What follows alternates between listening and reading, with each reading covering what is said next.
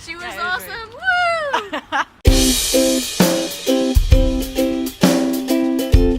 Hey guys, it's Halloween today. And today I'm doing Bright Club. So first things first, what is Bright Club? Bright Club is getting academics and people who do research to do stand-up comedy. And it always sounds like a really bad idea. That's always the thing, but it's actually really very good. And we've done some experiments and we found out that that's true.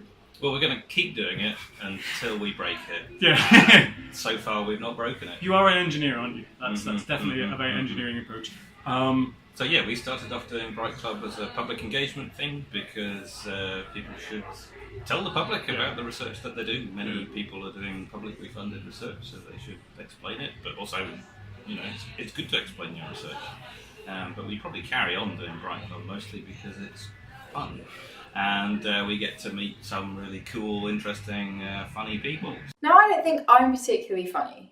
I mean, my humour is cheese jokes and puns. And not many people like puns. Except this girl. All these magnets, you're still not attracted to me. But I'm doing Bright Club because it's an amazing way of communication and a different form to what I've usually had to use through my PhD. So if you can take something really complicated and make people laugh with it, and people who aren't specialised in that area, that's a pretty cool skill to have. And the adrenaline rush once you get off stage is awesome. So because I'm not a professional comedian, how did I prepare for Bright Club? My material is mainly anecdotal. So I take funny stories that have happened during my PhD or to me or to other people, and then I try and make them into a funny story. And sometimes people find this funny, and sometimes they really don't. So as well as the story, you have to deliver it properly. And the way I practiced delivery was filming myself with a hairbrush as a microphone. So watching back footage of myself performing really gave me an idea of if my delivery was funny, if I needed to pause in certain places, and if I looked confident. And filming in front of a camera with a hairbrush helped me with microphone placement. Now you might think using a microphone is pretty intuitive, but the first time I looked back at the footage I recorded, I was waving the microphone in front of my face, which obviously isn't going to be good because the microphone is going to be dipping in and out with the sound. So this is something that actually really helped, but I thought was pretty stupid first of all. So that's been the preparation for today, and today is the day.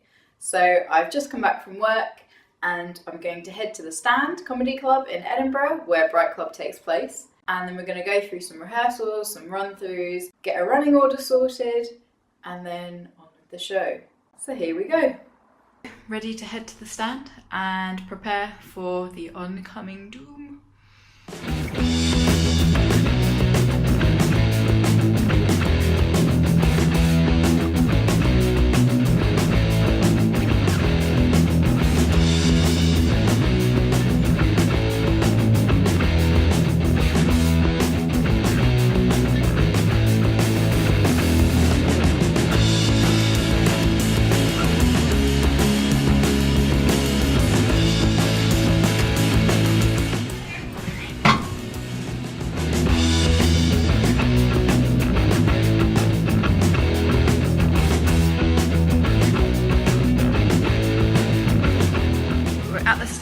We've just done a run through and I had to cut a load of my stuff out because I was way over time. But they're just setting the stand up and we're going to chill out for a bit in the green room and wait for the performances. Here it is. We've got sweeties. It's not Bright Club without sweeties. Yeah. And that's the Stand. This is the green room and all the performers are chilling. Say hey guys! Hello! Hello! Hello! Hi!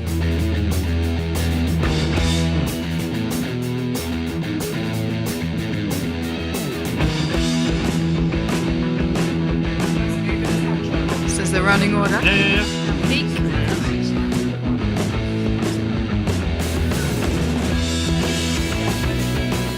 The crowd is gathering. And this is Susan, who is our compere for the night. Hello. In really bad lighting, let me go through. This is an old lady. But the best bit of going to 10 Downing Street was the fact that so we had loads to drink and panicking, not to fall down like fairly.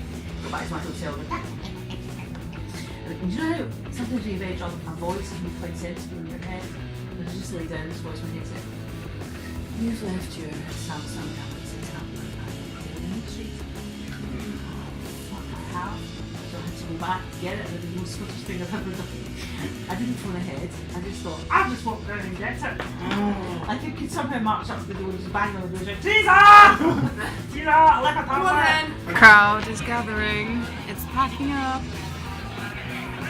Come on, camera focus. It's 8:25 and in 5 minutes we're going to start Bright Club. Susan's going to go out for a bit and warm the crowd up so that we don't have to do as much to make them laugh. We'll just get the laughs anyway. Stephen is on first. Very nervous. But it'll be fine.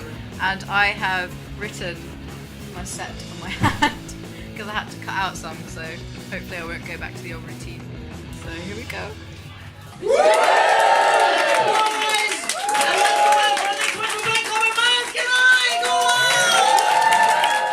So I'm 3D printing liver devices, putting liver cells in them, and then putting them into a model and seeing if we can help with liver failure. And when I say model, I don't mean like Kate Moss or Kate Upton or anyone else named Kate, whatever. I'm talking about animal models, unfortunately, it has to happen.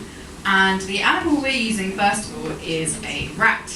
So these devices,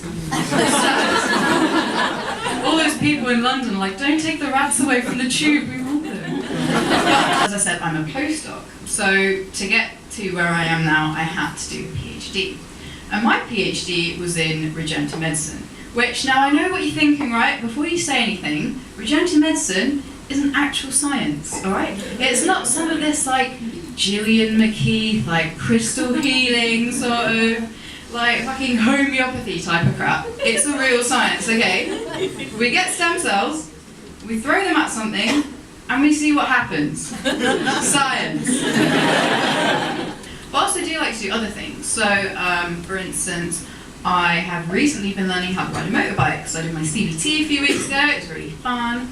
And people have different reactions to this. So like, I told my dad, and he's a biker, and he's got a bike, and he was like, oh my god, that's amazing, like, we'll go on rides together and everything, like, that's awesome.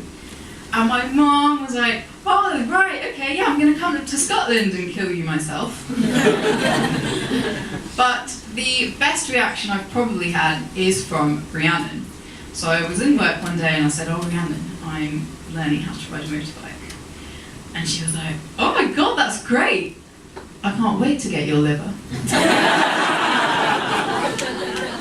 So I've just come back from doing my set and I'm a little bit shaky, like the adrenaline is awesome. But yeah, it went alright, I got some laughs. I got lost at one point because we cut some stuff out, so I had my handy hand list written and I think I did okay. So now I'm gonna go and enjoy the rest of the night.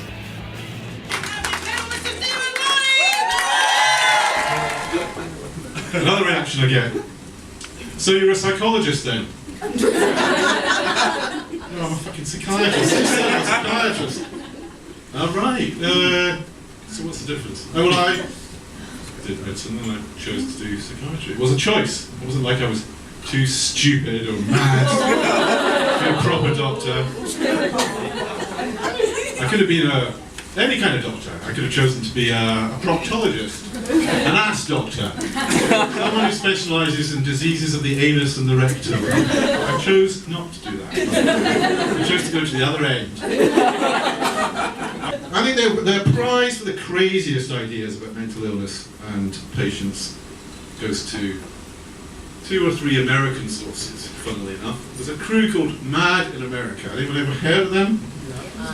Anyone part of them? And there's the Scientologists, and if anyone here is from Scientologists, I'll be really scared. The amount of American people, they think that psychiatrists are just in the pay of the drug companies, and that's all they do. They see 2 trends, like antidepressant prescriptions are on the rise, the number of people complaining of depression and anxiety are on the rise. Therefore, antidepressants cause depression and anxiety. It's not possible, it might be the other way around, or there might be a third common explanation. They just can't see that. Scientologists, they're the worst. They actually think psychiatrists are the spawn of the devil.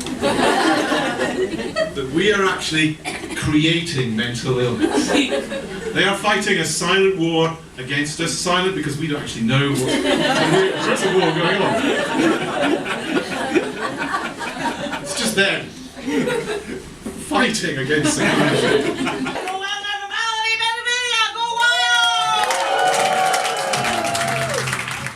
But then you get started on your PhD, and maybe a year in, or half a year in, or a few days, you realize it's not really what you thought it was going to be, and that one thing that's the main topic of your PhD, someone just published it.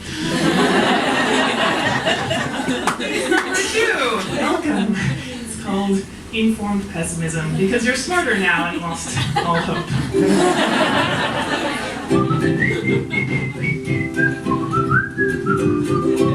I know I'm whistling and it sounds like a happy song. It's not. The papers are always better in somebody else's lab. This would be easy, like catching a lazy crab. But now your machine is broken, and frankly, you're not that smart. Change your field, but you'll just play a tiny part, and probably not even that. Damn, this is tough. Damn, this is tough. If I'm realistic, PhDs are sadistic, and I'm not into that stuff. To get results, you work all day, and then things still won't go your way. Lucky to get some teeny tiny good outcome. Damn, this is tough.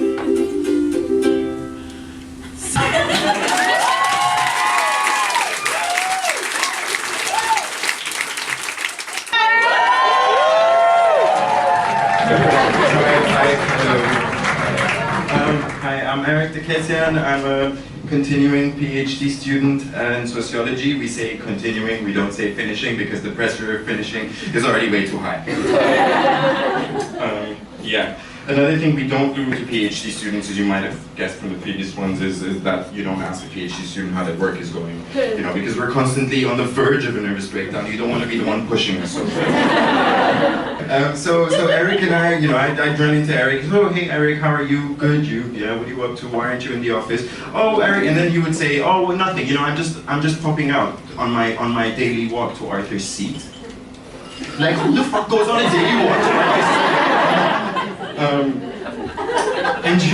And my friends and I at the time, we'd all talk, you know, we'd be like, fucking continuing PhD students, they're just such fucking weirdos, right? We're not gonna be like them, no. We're proper, we're cool, we're alright. Except, you know, 5 years later, my sleep schedule is all fucked up. Like, I wake up every single night at 3 a.m. to take really obscure voice notes to myself about my PhD, and I can't go back to sleep, so I get out of bed in the cold Edinburgh nights, and I start to write about that voice note. And then before I know it, it's 10 a.m., I'm late for a tutorial, I've had way too much coffee, I need to pee all the fucking time, and what I've written makes absolutely no fucking sense. So the reason I'm doing my PhD is about filmmakers in Beirut. Mostly my friends, really. And I'm doing this because, you know, my friends are all a year above me. My mother says that I'm mature way beyond my years. So they're all a year above me. And somehow they all ended up doing film and theater and stuff like that. And I used to play the cello at the time, and they came up to me and said, hey Eric, do you want to do the music for our student productions? So I did do the music for the student productions. And all the time I'd be there, you know, they'd be like rehearsing and doing their stuff, and I think, fuck man, these people are so fucking cool. And they're so fucking hot as well. And they have these great sex lives, something that I've never had the luxury of experiencing. So, you know, so I wanted to be like them. I want to be like you guys. So naturally what you do, if you want to be like someone, what you would do is you don't be like them, you do a PhD about them.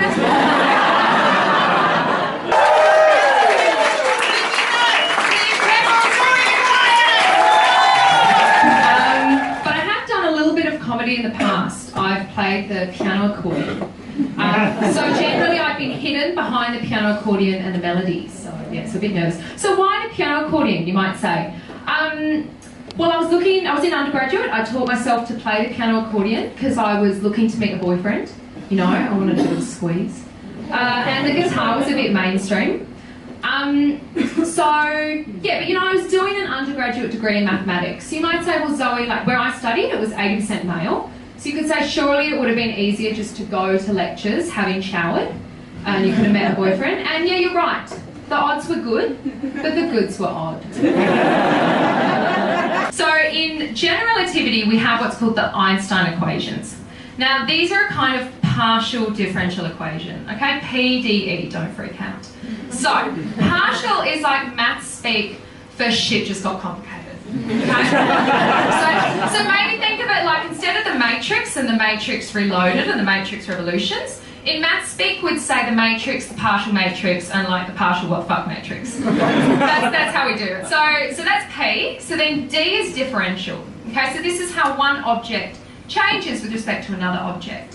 So like how many meters do you walk per unit time, or how many episodes of Netflix do you watch per unit day? So that's D, that's differential. And then the last one is equation. Okay, so turns out, just to give you an idea, the Einstein equations are really complicated. And what I mean by this is like Pythagoras is post-it note size. Yeah, the Einstein equations are at least A2. Okay, maybe even A1. Yeah, so they're really complicated things. So what kind of solutions do we get from the Einstein equations? Well, these are things that you know. So for example, one of the solutions describes the sun. Yeah, it describes the geometry around the sun, and that tells us the orbit of the Earth. Another one is like the rings around the planet that has rings.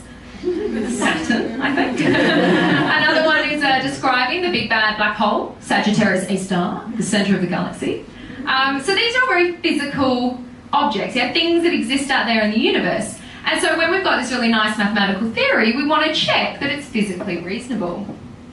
Now, I really like this phrase, physically reasonable, because in maths we say this in a purely naive manner. But I've decided that it's going to be my new go-to question when I ask someone. So my old go-to question, when someone said, oh, so I've got a new boyfriend, I say, well, is he good?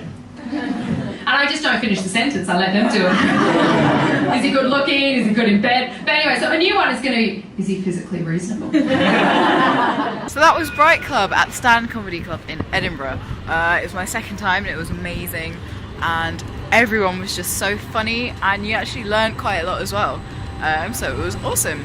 So if you enjoyed this video, give me a like, and if you're new here, hello. Subscribe if you want more content like this to see what I do day to day as a scientist. And who knows, maybe I'll do another Bright Club again. But until the next time, thank you for watching. Have a wonderful day.